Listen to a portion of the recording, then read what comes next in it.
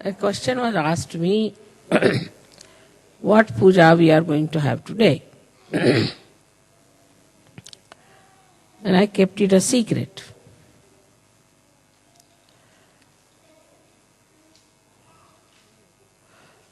Today, we should worship the Parama Chaitanya, the all-pervading power of God's love.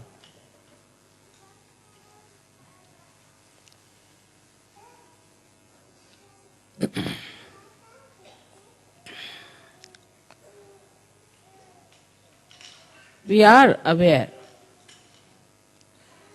that Parama Chaitanya does everything. At least mentally we know that everything is worked out by the grace of Parama Chaitanya, which is the power of the Adi Shakti. But still, it is not so much in our heart.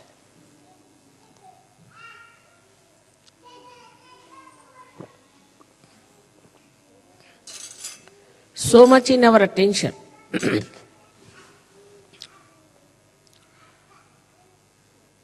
We can consider Param Chaitanya like an ocean, like an ocean which contains everything within itself. Everything, all the working, everything is within its own limits. So it cannot be compared with anything. You cannot compare it. Now if you see the sun, then from the sun, the rays have to come out to work it. If you see somebody, say a person who has an authority, he has to assert that power outside. So within himself, he doesn't work it out.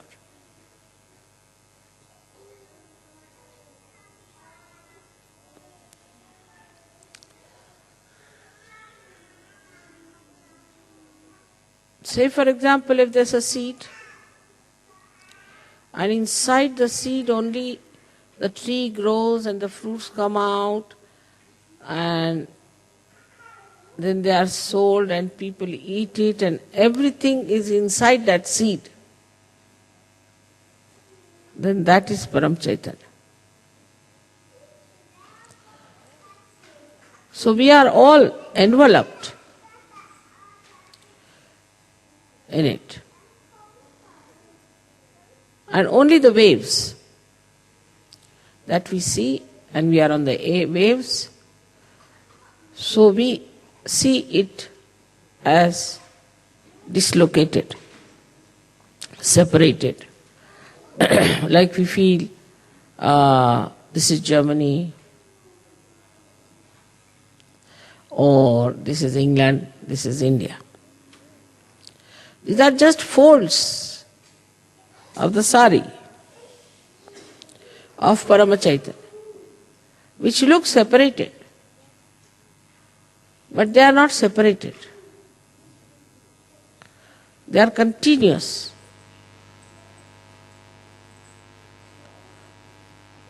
So the connection is absolutely complete.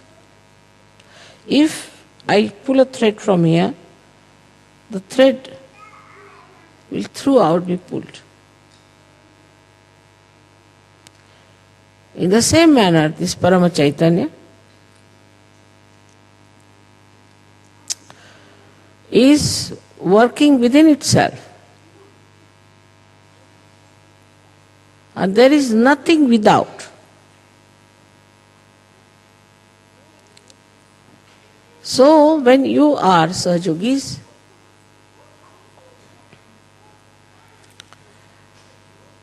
it pays special attention to you. Or I should say, it becomes absolutely one with you. Whatever you desire, whatever you want, also will be coming from the same Paramachaitanya, if you are one with it. Like in a, say, turbulent ocean, some drops of water may fly into the air and start thinking that we are above. We are away from the world, away from the ocean. But again they have to fall into the same.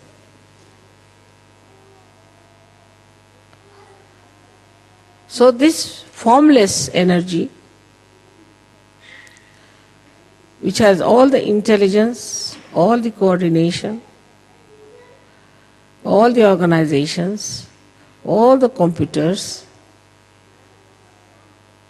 all the televisions, all that you can think of communication and of governing, of administration, and above all, it is the love. It is the love of God and love of your mother.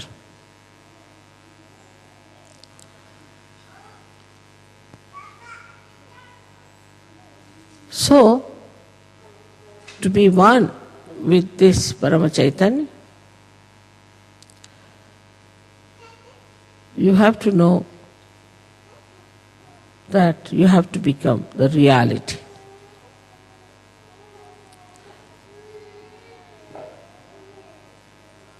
For example, if you take a photograph of mine sitting here,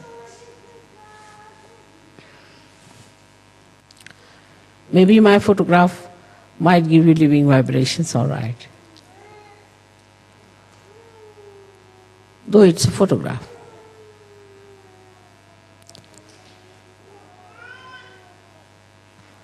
But if you take a photograph of somebody else,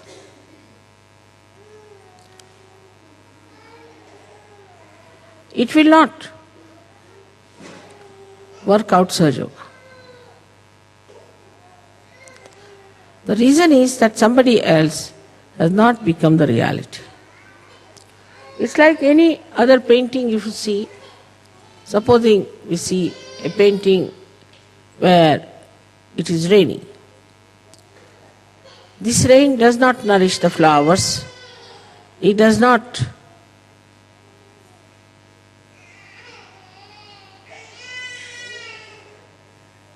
wash the cloth of the people who are there.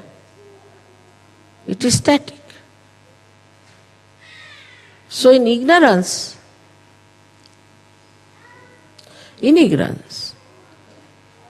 we just have the picture which is static about reality. And that is the reason why we think we can work it out. Ourselves, everything. Now if somebody says that I see this picture, all right, and I'll make the rain as a real thing. You cannot. Try anything. Put whatever color you like.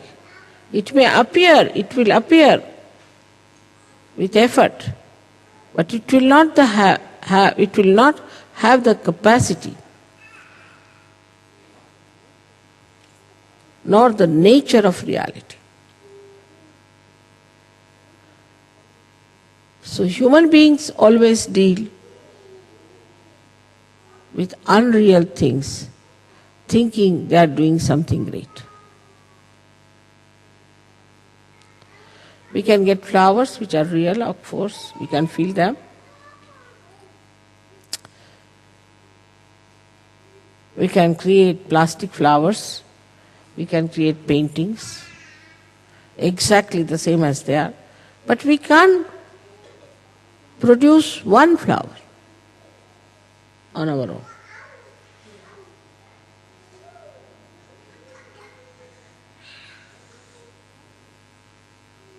We'll have to go to reality. Is that the Mother Earth is going to produce it, or the sun is going to help the Mother Earth.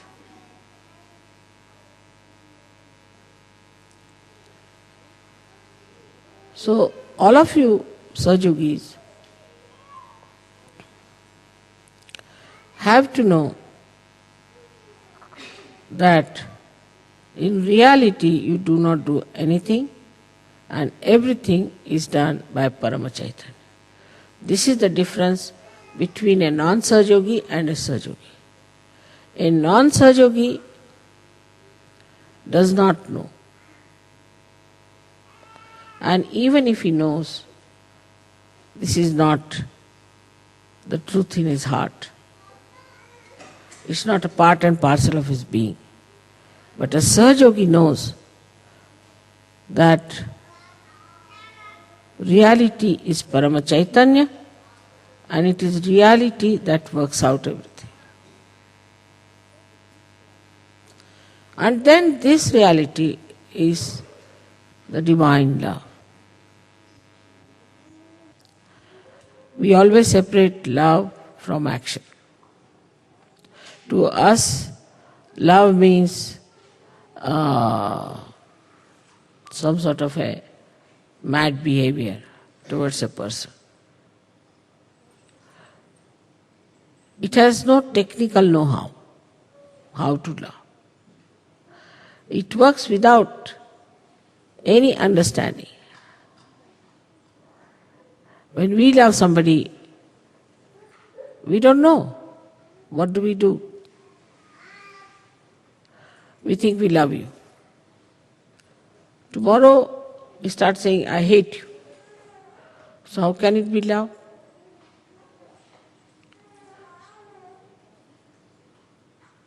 We love our own children, love our own family, love our own friends, which is so unreal. If it was real, it would never have failed.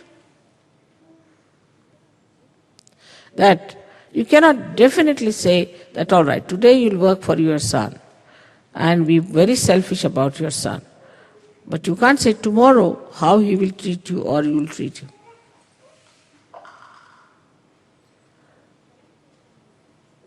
But Param Chaitanya knows.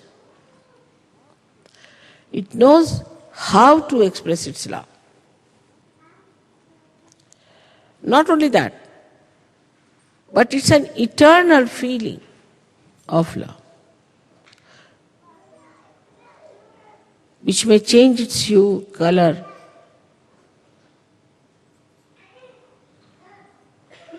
but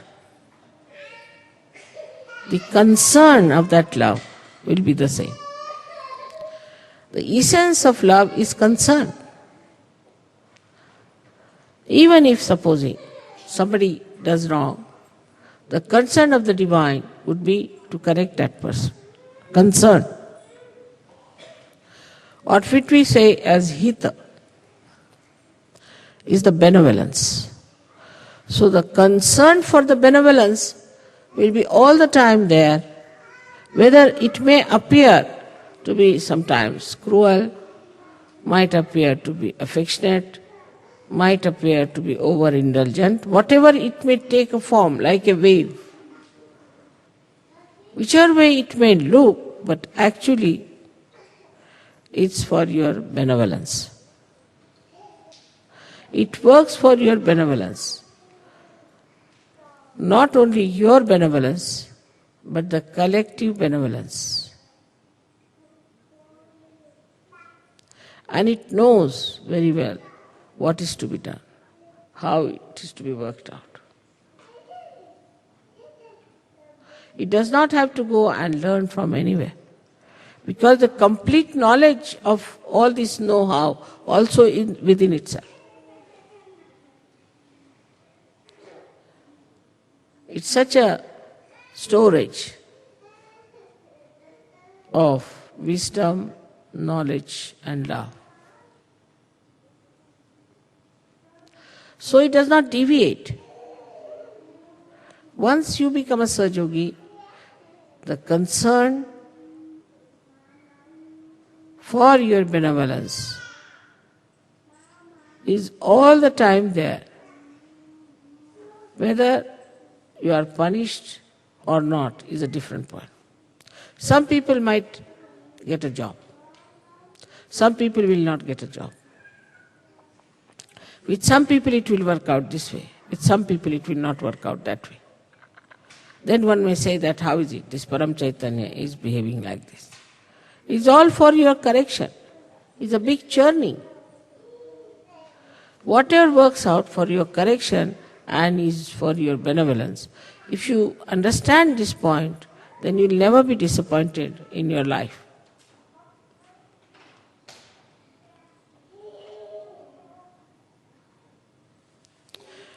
And it has no concern of its own benevolence, because it is complete benevolence itself. It never thinks how it is going to be benevolent or helpful, because it has no botheration about it. A man, say, who has everything, worldly things, still may be concerned about getting more, the greed there would be. But as it is the complete Purna, it has no greed. It's fully satisfied with itself. And because it is so powerful, so knowledgeable, that it has no doubts. No doubts of any kind. And because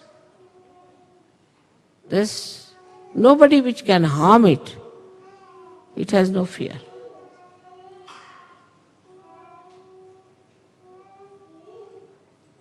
And you all have now felt that Parama Chaitanya should give you a complete, fearless life, a peaceful life, and a joyous life. Like a child who finds his mother, then he stops crying. No more. Now he's found his mother. In the same way you have found Parama Chaitanya and the connection within. So you don't have to worry for anything, don't have to think about anything, don't have to plan about anything. Only thing is you have to jump into it. Just jump into it. And know that you have become part and parcel of the reality. This, if you have understood, I think we have done a big job. Now we are in Germany, and you know, in Germany, there have been people who have tried to shatter the hopes of human beings. But even that happening, that took place, all those horrible things happened, that so many people died. Of course they are born again, no problem. And such problems came up that they were thinking that the whole world will be finished. They were so much worried, they thought that the whole world will be finished. But did not. But this war has taught us a lesson. It has made us more collective. It has made us understand each other. Otherwise, how do you come out of the ignorance that we are this country, we are that country, racialism, then this so-called nationalism, so-called patriotism, all these separating forces, divisive things. So clearly, we are all human beings. We should be treated as human beings. If you see the history, after every war, there has been a speedy movement towards knowledge of oneness of the world. It is something like you have in a spacecraft, that a container is built in, one into another. And the whole thing comes into a speed, some velocity. And then the lower container bursts or explodes. When it explodes, it gives a higher speed to the rest of it. And so the acceleration of the velocity takes place. And that's how one can go into the space.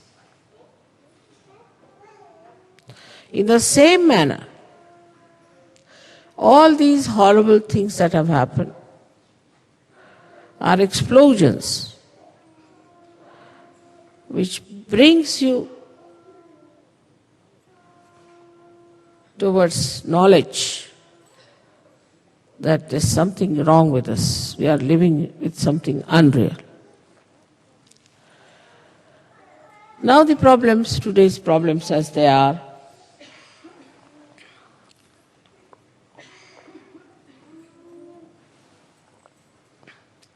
like ecology problem,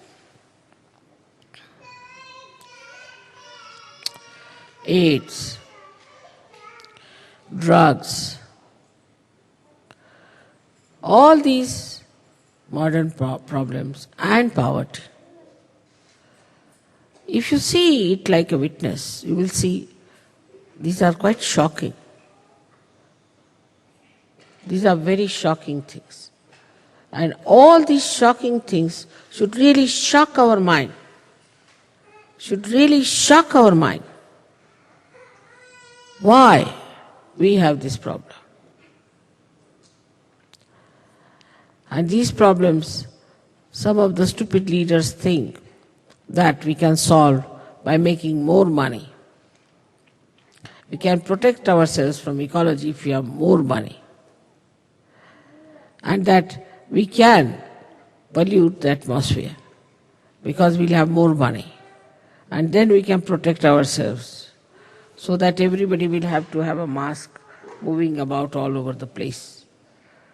But we should make more money to protect ourselves. Doesn't matter if there is ecological problem, doesn't matter. So you move about like a person who is entering into the area which is all full of fumes. All these stupid ideas come up because they do not see that what is human dignity is. That human beings are above everything else, above machinery, above all material things of the world.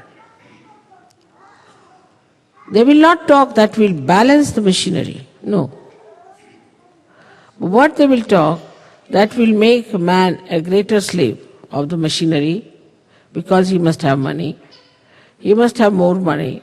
And with this more money, we can protect ourselves against this ecological problem. It is absurd. But if you understand the human dignity, then you have to understand that as a human being, we have to take a very positive, wise step to stop all the nonsense we have been doing.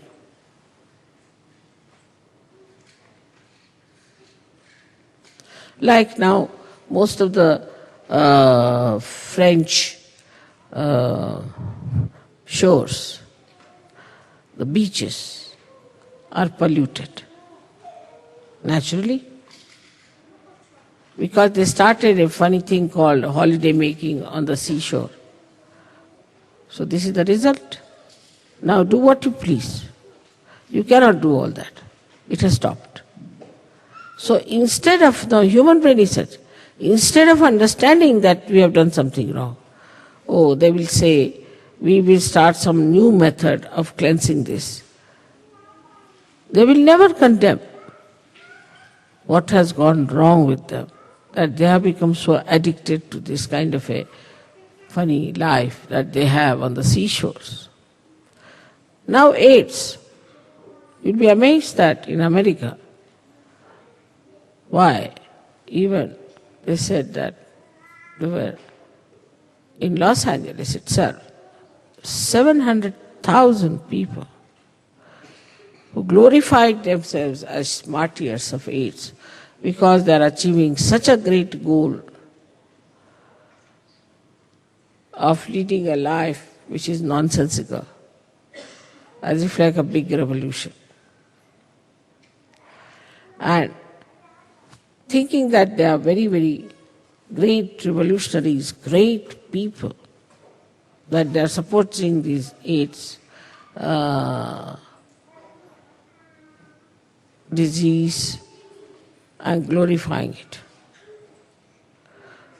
Can you believe that this kind of assertion will be accepted? People only laugh at it. But everything is so money oriented. They like to advertise it. They want to talk about money help. They want to say that this is happening because if they had more money, they would have taken more drugs. Because they have no money, that's why they are thieving. So we must give them money so that they can take drugs. Or they can take to this kind of life. On the whole, if you see, people have lived with something which is so unreal all their lives, absolutely unreal. And when it comes to facing it, that we've done a mistake, we should not have done this mistake, then they retreat and take another glorious image, artificial and unreal, saying that, oh, we are great, we are martyrs.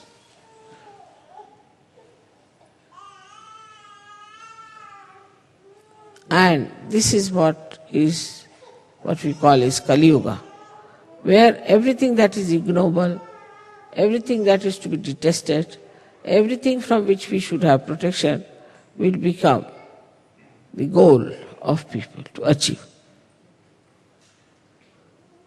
I hope you have understood that the all-pervading power around us is the one that is doing Sahaja Yoga, is the one that has brought you to Sahaja Yoga, and is the one who has given you blessings, is Parama Chaitanya,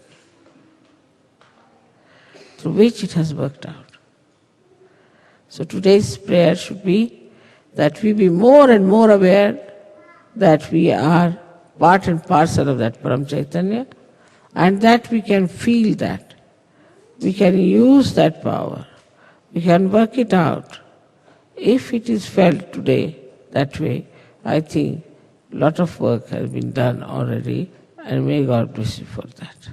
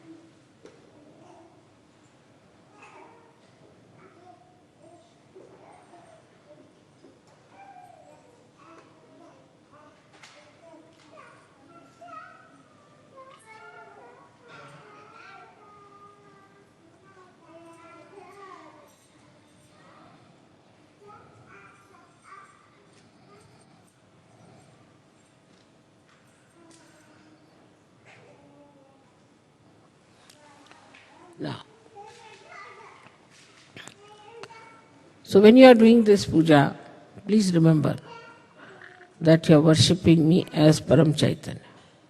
And so you have to just think that you are dealing with reality itself.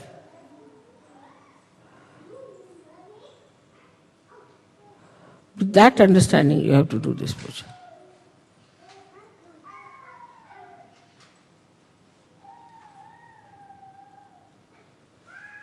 May God bless you.